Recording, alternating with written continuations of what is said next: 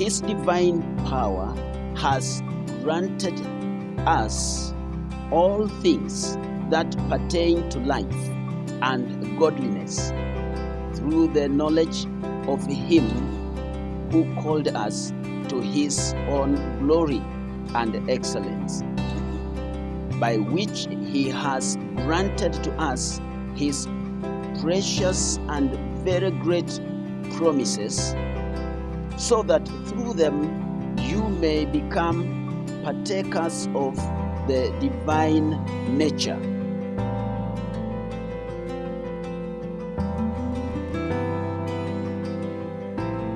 Friends, thank you so much once again coming together, and we are able to catch up. And we are catching up on the Word of God, thinking about us being partakers of divine nature. I said this the second part of what I had last time. There is the part one of this message that I have today. And basically we are saying what we are doing, the work that we are doing as a partaker of divine nature, and you want to be in that realm, then you put your, you don't depend on your strength. You don't depend on what you know. Because then, if you read what we read last time in Zechariah chapter 4, Zechariah chapter 4, God comes out and says, this work is not by might, it's not by power, but by my Spirit, says the Lord.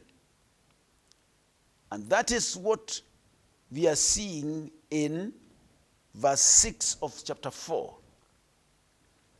Maybe the background of this story. The children of Israel had just come from exile.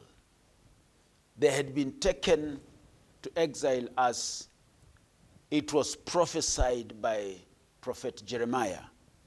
And Jeremiah encouraged them that they'll have to go to exile. And they will be in exile for 70 years. And after 70 years, God will bring them back. Can you imagine being away in exile for 70 years? You are taken away from your nation and you've gone as a refugee for 70 years. So they've come back, and then they've started now, rebuilding and working out a place of worship. I told you last time, the leaders at that time, we had Joshua, who was the high priest. And then we had Zerubbabel, who was the governor. Zerubbabel was the prince, the governor. And these are people who loved God. And you see, in Israel and in life, before you do any other thing, you must make things right with God. So it was incumbent upon them to put up the temple, a place of worship. And it was not very easy. It was not very easy. This work stalled at some point. Zerubbabel, being a man who was so zealous and a power man full of energy, he would push people and let them do the work. That could not happen. He tried pushing. He would push and nothing is happening. Then he would only resign to his knees to pray. So in the process of him praying together with Joshua, the high priest, God raised up two men. Now, the two men that God raised up, one is Haggai. And Haggai spoke in the lives of people. And he would stand in the congregation and say, and God would use him. God would speak through him and say, these people say, it is not yet time to build the house of the Lord. That's why you earn, you put in the pocket, only to realize that you put in the pocket with the holes. The purse, that purse has holes, because when you looked, you went back, put your back your hand to get your money, it is not there. So you discover, oh, my money dropped because it's all, somebody has taken it. Dropped and somebody has picked it. That's why you put on to be warm, and you can't be warm. Read it in Haggai chapter 2. Chapter 1. Is it chapter 1? Chapter 2. You only put it in the hands that have all. That's Haggai chapter 1. And he says, thus says the Lord of hosts, these people say, the time has not yet come to rebuild the house of the Lord. These people say. Then the word of the Lord came by the hand of Haggai the prophet. Is it time for you yourselves to dwell in your paneled houses while this house lies in ruins? God is addressing them directly through Haggai. And he says, now, therefore, thus says the Lord of hosts, consider your ways. You have sown much, you have planted much, and harvested little. You eat, but you never have enough. Can you imagine? You eat, you don't get enough. You drink, but you never have your fill. You don't quench you still have a feeling you want to drink. Your thirst cannot be quenched. You clothe yourselves, but no one is warm. And he who earns wages does so to put them into a bag with holes. Thus says the Lord of hosts, consider your ways. So God raised up two people. One, Haggai. And God would speak through Haggai like that. And then another one was Zechariah, prophet. So Zechariah would be waiting upon the Lord. And that is in chapter 4. And as he's waiting upon the Lord, maybe for something else different, then the Lord shows him, God shows him a vision. You read from verse 1, you go down there, some figures, some things there. And the angel who talked with me came again and woke me up like a man who is awakened out of his sleep. You are sleeping, you see a vision, you are sleeping, and then you see yourself being woken up. And he said to me, what do you see? And I said, I see, and behold, a lampstand all of gold, with a bowl of the top of it, and 7 lamps on it, with 7 lips on each of the lamps that are on the top of it. And there are 2 olive trees by it, one on the right of the bowl and the other on its left. And I said to the angel who talked with me, what are these, my Lord? Those are strange things. You are you are seeing a vision and you are seeing these things. They're strange. Then the angel who talked with me answered and said to me, do you not know what these are? I said, no, my Lord. Then verse 6 says, then he said to me, this is the word of the Lord to Zerubbabel. This is the word of the Lord to Zerubbabel. Not by might, nor by power, but by my spirit, says the Lord of hosts. You see? So, God raises up two people, Haggai, to rebuke the congregation, to rebuke the people, and Zechariah to speak to the leaders and to tell them, the work of the Lord is not by might nor by power, but by my spirit, says the Lord. And I think that is the word of God coming to you today. If you are born again, it was not by your strength. And if you are in the ministry, you are serving God, you are working, it's not by might, it's not by power, but by my spirit, says the Lord. So, last time as we were talking, I mentioned to us that God's kingdom moves forward by God's Holy Spirit.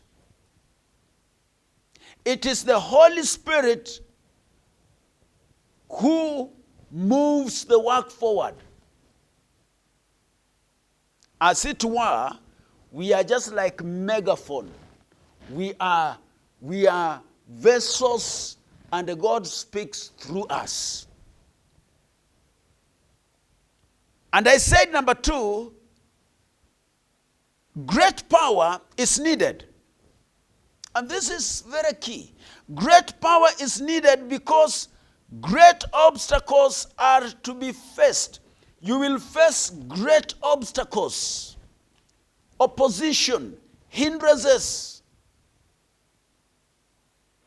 The work of the Lord, you need great power and not physical power. No. Not great education. All those are important. Physical power is important. Education, great. Being a scholar is important.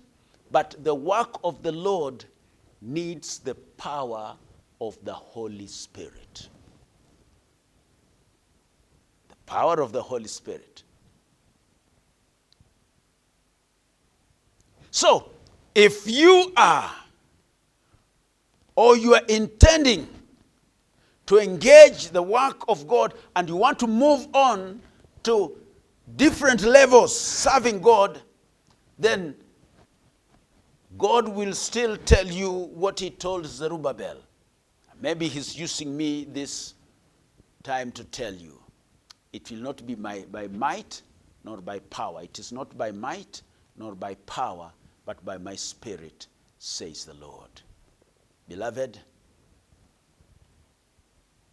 that is the plain truth. So God's kingdom moves forward by God's Holy Spirit. Number 2, great power you will need because obstacles are ahead as you are engaging in God's word. And I said last time, God's kingdom will be maintained by God's king. What does that mean? God told Zechariah to say these words. The hands of Zerubbabel have laid the foundation of this house, and his hands shall also finish it. when God has put his anointing upon you, he has earmarked you for this great, for his purpose, for his work. Oh, friends, I will tell you, just surrender in God's hands. Don't run away. I mentioned last time, God prepared Jonah for Nineveh. And when the time came for him now to be dispatched to Nineveh, he took off. But really, can you take off from God? Can you run away? God will, you can't run away. Even if you go under the earth, you will meet him there. Even wherever you go, even if you go under the sea, you'll meet him there. And I pray that, I don't know, if you had time, if you knew how to meet Jonah, Jonah will tell you, friend, dare not.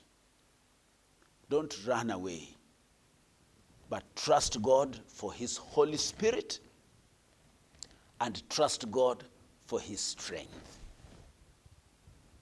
That's what I'm telling you today. So God's kingdom will be maintained by God's king, the person God has prepared, not any other person.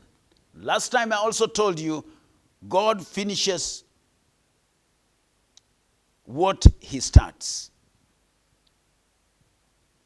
Maybe I say a little bit about this. The hands of Zerubbabel have laid the foundation of this house, and his hands shall also finish it. That's what God is saying. God is saying this. And he says, the hands of Jesus have laid the foundation of the church, and his hand shall also finish it. You know, whatever was spoken in the Old Testament are the things that are revealed in the New Testament.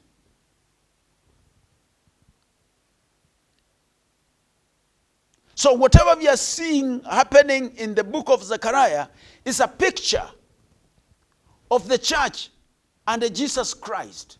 No one else is going to finish the work of Jesus Christ. Jesus started him himself, and he's going to finish it. His hands shall also finish it. The principle is God finishes what he starts. Period. He finishes what he starts. And he who began a good work, says Paul, in you will go on bringing it to completion until the day of Christ Jesus. That is Philippians chapter 1, verse 6. He who began great work in you will accomplish it, will finish it. That brings us to the next point there. Number 5. As the kingdom of God goes forward, prophetic ministry is confirmed. What God has spoken gets fulfilled, and the prophecy is confirmed, and the prophet is affirmed.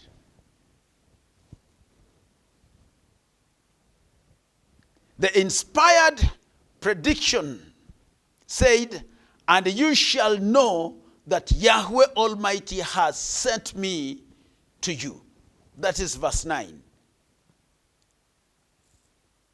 When he had said, verse 8, then the word of the Lord came to me, saying, the hand of Zerubbabel have laid the foundation of this house. His hand shall also complete it. Then you will know that the Lord of hosts has sent me to you. That's the prophet saying this. When it is fulfilled, then you will know.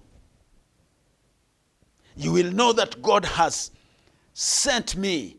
God has sent me to you. Zechariah is boldly predicting that God's temple will be built. He is so convinced by the conviction of God. And eventually, he will be proved right. True prophets are vindicated when the prophecy comes to pass. So, friends, let me tell you this.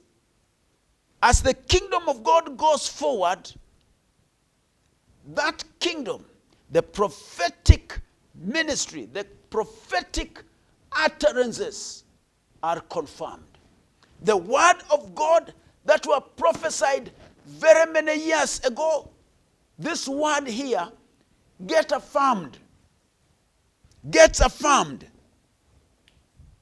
But leaving that, I want to tell you, the progress of God's kingdom has small days and the big days. And that's a big thing. As a servant of God, I want to tell you that is a big thing that I want you to get it and get it right. Often in the days of Zechariah, there were times of discouragement. Obviously, that's what we are seeing. And when the work seemed to be, stand still, the work seemed to be stagnating. But God says, for whoever despises the days of small things will rejoice, and they will see the tin weight in the hands of Zerubbabel. They'll see the tin, the plumb line. They'll see it in the hands of Zerubbabel. Those who despise the days of small beginning. The things of God do not begin big. They do not have a bang and everything is in place. It begins small. That is how God has designed what he's doing. And he says here, Zechariah says, don't despise the days of small beginning. And these things begin small. And even in the ministry, you begin small. Apostle Das would teach that again and again. And thank God he's not with us. The man of God is with Jesus. And he would say, it begins small. Zechariah says, don't despise the days of small beginning. You could be having a big vision. It cannot be fulfilled tomorrow. It cannot be fulfilled next month. No. It will be fulfilled as you take on it little by little. Consider mustard seed. It's so tiny, but you plant it and you keep watering. And many years thereafter, you have a big tree. God telling the children of Israel, I will not give you the land all at once. No. I will not give you the whole land at once. I will give you little by little. Why? Because if I give you all at once, you have no experience to govern it. The wild animals will come and will overpower you, will eat you up, will kill you. So, you don't take it all at once. That is life. That is life, beloved. If you only need a slice, don't cry and you cry and be troubled for a whole loaf. You have a slice. Take it. Tomorrow you'll take another slice.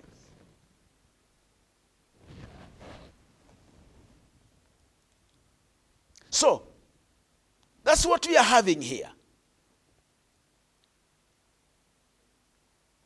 Even those who become discouraged will one day see the discouragement was unnecessary. And many of you may be discouraged right now. But I want you to keeping on. Because at some point, you will discover that even the discouragement that you have gone through were not necessary. Hear me. I'm telling you this. There are things that are discouraging you right now. Beloved, they may seem to be monsters. They may seem to be mountains. They may seem to be things that you cannot even explain. But keeping on in the Lord. And in a short while, you'll discover that even you didn't need to get discouraged. They will one day see Zerubbabel bringing the temple to completion, for sure. They will see Zerubbabel bringing the temple to completion, holding in his hand the plumb line. Holding his in hand the plumb line. The tin weight on the end of it is a piece of string and is used by builders to make sure that the wall is straight and the building is upright. It's a plumb line. Kabiro.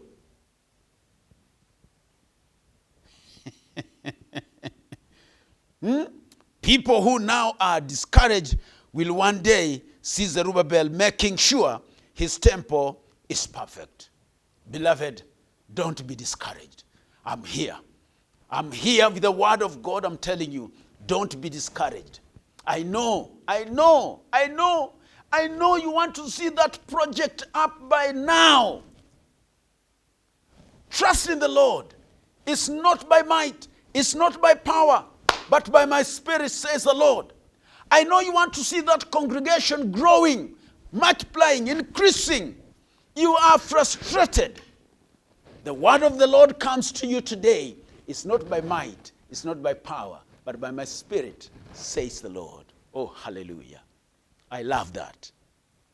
The prophet has another word of encouragement. These 7 are the eyes of Yahweh, which move backwards and forward throughout the earth.